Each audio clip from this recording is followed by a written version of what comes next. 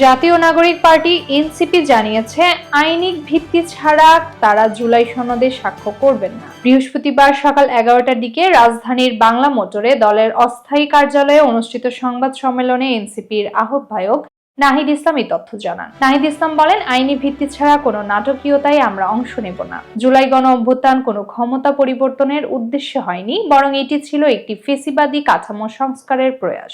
এই প্রেক্ষাপট থেকে আমরা একটি নতুন বাংলাদেশের কথা বলেছি। তিনি আরো জানান, জুলাই সনদ বাস্তবায়নের আদেশ স্বাক্ষরের আগে প্রকাশ করা হবে। জনগণের সার্বভৌম অভিপ্রায়কে প্রাধান্য দিয়ে প্রধান উপদেষ্টা এই আদেশ জারি করেন। স্বাক্ষরের আগে সনদ বাস্তবায়নের আদেশের খসড়া নিয়ে সব দলের ঐক্যমত্য থাকতে হবে। সেই ভিত্তিতেই তারা স্বাক্ষরের বিষয়টি বিবেচনা করবেন। নাহিদ মনে করেন, গণভোটের মাধ্যমে জনগণ সনদের পক্ষে ভোট দিলে পরবর্তী সংসদকে কনস্টিটিউট পাওয়ার সুযোগ দেওয়া হবে। সনদ অনুযায়ী সংবিধান সংস্কার করার বিষয়ে প্রায় সবাই একমত। এতে নোট অফ ডিসেন্ট আলাদা কোনো কার্যকারিতা থাকবে না এবং গণভোটের প্রশ্ন আগে চূড়ান্ত করতে হবে।